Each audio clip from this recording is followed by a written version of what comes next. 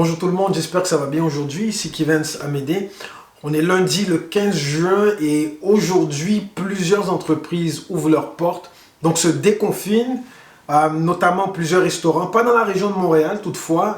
Là, je vous parle depuis le Québec. Si vous êtes à l'extérieur du Canada, il y a peut-être d'autres mesures de votre côté, mais ici au Canada et au Québec en particulier, plusieurs entreprises ouvrent leurs portes à nouveau à partir d'aujourd'hui.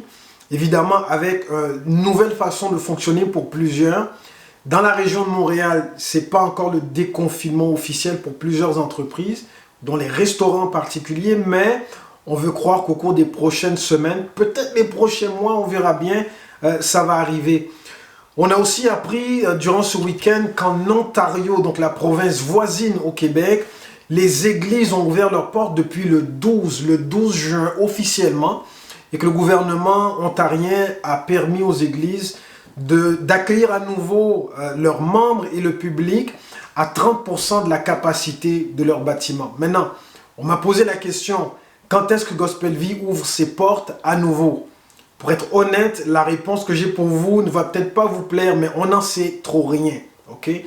Le gouvernement ne s'est pas encore prononcé là-dessus, bien qu'ils ont annoncé que des décisions vont être prises et qu'il y aura une annonce qui sera faite prochainement. Maintenant, prochainement, ça veut dire quand? Je ne peux pas vous le dire non plus, mais on est déjà, l'équipe de Gospel Vie, on est déjà en train de réfléchir et de mettre en place donc, les mesures qui vont nous permettre d'accueillir le public à nouveau, aussitôt qu'on aura reçu le feu vert du gouvernement. Donc, il faut continuer d'être patient, continuer de nous suivre sur les réseaux, sur nos différentes plateformes, continuer de vous connecter avec nous, non seulement pour le prion en ligne, pour les capsules comme aujourd'hui, pour la célébration du week-end et les différents autres événements qui sont lancés par Gospel Vie sur Internet. Il faut être patient, il faut continuer de prier, il faut continuer de prendre les précautions qui s'imposent dans les circonstances. En tout cas, nous on a vraiment hâte, on se prépare à ouvrir nos portes, de sorte que quand le public pourra à nouveau revenir dans le bâtiment, peut-être à un certain pourcentage de la capacité, évidemment, il faut s'attendre à ça. Mais nous, on sera prêts et on va vraiment préparer un retour qui va être festif, un retour qui est tant attendu. Donc, merci de continuer de nous suivre, merci de continuer de nous soutenir, merci de continuer de nous envoyer vos messages, les requêtes de prière qu'on reçoit, ceux qui appellent la ligne d'écoute de Gospel Vie, la ligne Imagine, ceux qui continuent de participer au parcours qu'on a eu. D'ailleurs, il y a des parcours qui s'en viennent pour le mois de juillet. À rester à l'affût de ces informations-là. Mais continuez de vous connecter avec Gospel Vie. On va faire ce chemin-là ensemble et on va vivre quelque chose de bien. Pour vous inspirer aujourd'hui, j'ai pensé vous parler d'une rencontre très importante. Une rencontre qui a changé la vie d'une femme. D'une femme qu'on retrouve dans la Bible, dans l'évangile de Jean, chapitre 4. Et on ne connaît pas son nom. Cette femme, on l'appelle tout simplement la femme samaritaine. Et un jour, elle se présente à un puits pour prendre de l'eau. Et Jésus se trouve là. Elle avait un rendez-vous divin. Elle ne le savait pas encore, mais elle avait un rendez-vous divin. Et au moment où elle se met à puiser de l'eau dans le puits, Jésus lui demande un peu d'eau. Et elle est très surprise parce que d'une part, Jésus est juif et elle est samaritaine. Et les juifs n'ont pas de rapport, n'ont pas de relation avec les samaritains. En fait, les juifs n'aiment pas vraiment les samaritains. Pourquoi est-ce que les juifs n'aiment pas les samaritains? Entre autres, parce qu'à une époque un peu plus reculée, d'avant cette rencontre avec Jésus, les samaritains et les juifs se trouvaient à Babylone et les samaritains avaient cette fâcheuse manie, fâcheuse aux yeux des juifs, de mélanger des croyances de la foi hébraïque, la foi des juifs, à d'autres croyances, d'autres superstitions, d'autres pratiques religieuses qui, aux yeux des juifs, n'allaient pas ensemble, étaient incompatibles. Et donc, il y avait un sentiment très négatif des juifs face aux samaritains.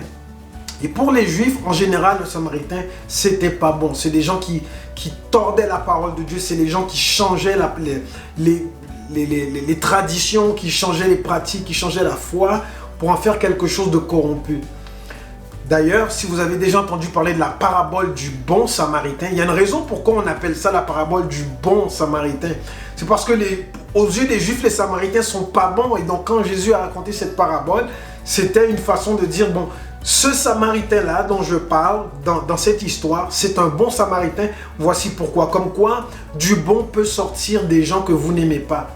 Et on peut même parler de racisme de la part des Juifs face aux Samaritains à cette époque-là. Et pourtant, Jésus vient et il s'assoit avec cette femme et il se met à engager la conversation avec elle.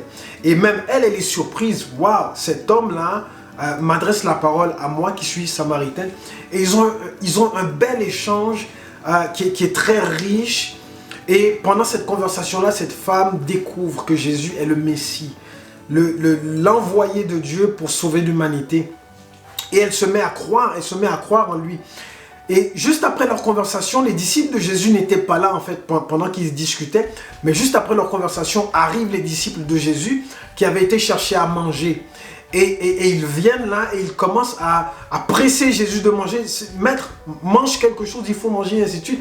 Et Jésus leur répond quelque chose de vraiment intéressant. Je vous rappelle que c'est dans l'évangile de Jean chapitre 4.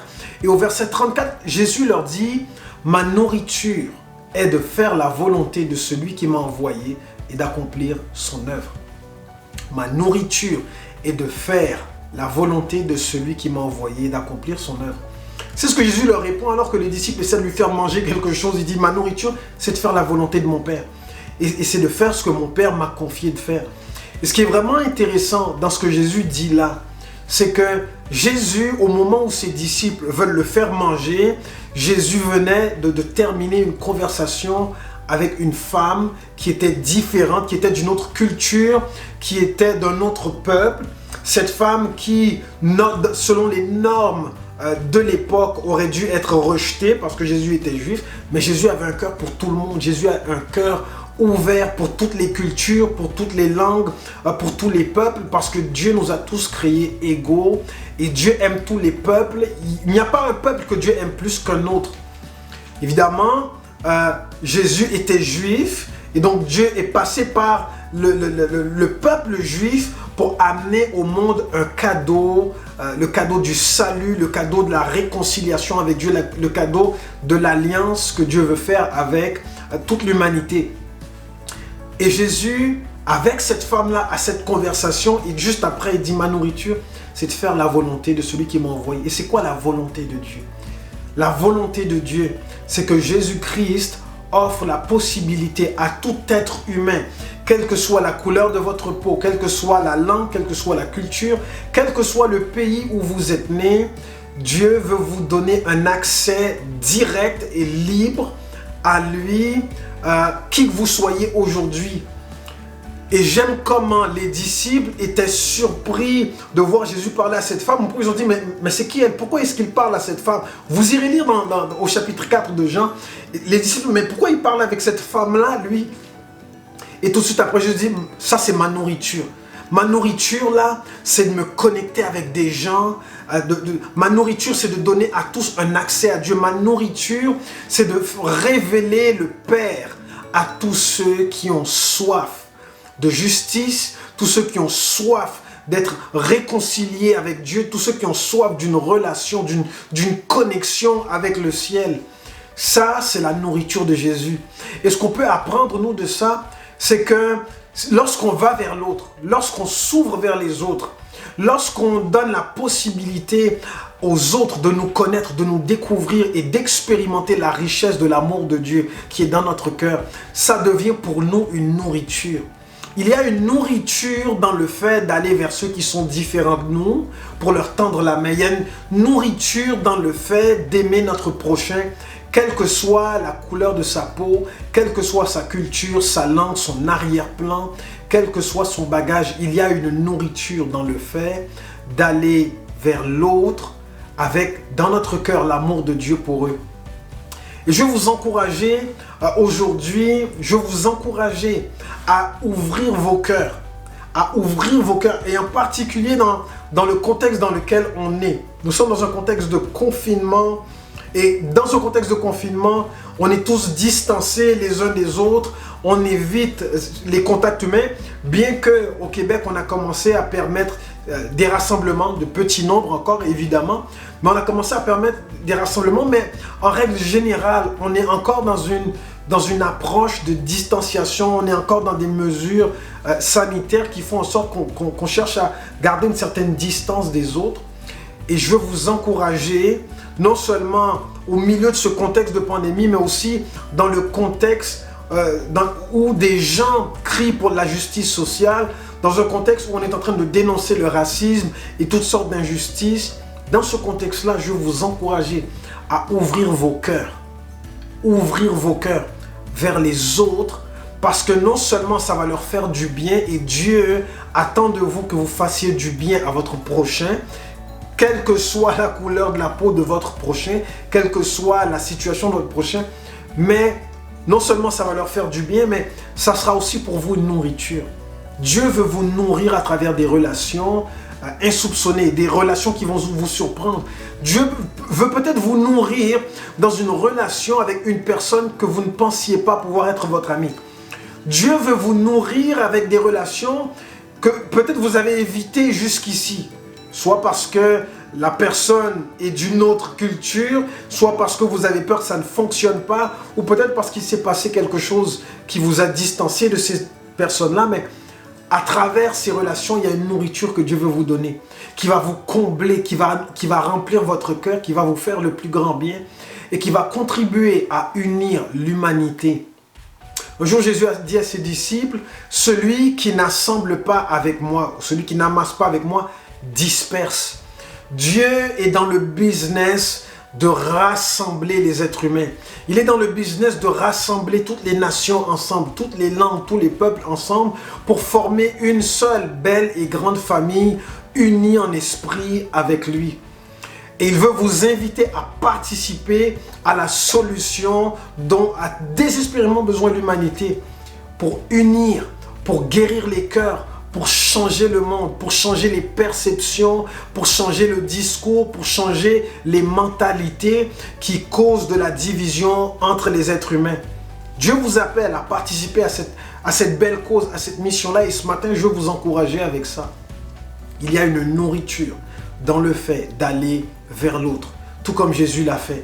Il est allé vers cette femme samaritaine dont on ne connaît pas le nom. Il lui a révélé qui était Dieu, son cœur a été touché, son cœur a été changé. Et par la suite, il a dit, ma nourriture, c'est de faire la volonté de celui qui m'a envoyé, c'est-à-dire le Père, Dieu, et de faire son œuvre. Que cette nourriture vous nourrisse, vous remplisse et vous comble également. Et je vais vous laisser avec ça en vous annonçant que dimanche prochain, c'est la fête des pères. Donc on est dans la semaine de la fête des pères. Et pour l'occasion, non seulement on aura un service spécial pour la fête des pères ce dimanche, mais aussi cette semaine, demain, mardi et jeudi à midi sur la plateforme de Gospel Vie. Vous verrez ça sur Facebook. Il va y avoir un bel échange entre Steve Noël, qui est le responsable du ministère des Hommes de Gospel Vie, avec le pasteur Freddy Bopaka, qui vont avoir une belle discussion, un bel échange sur c'est quoi être un père en 2020.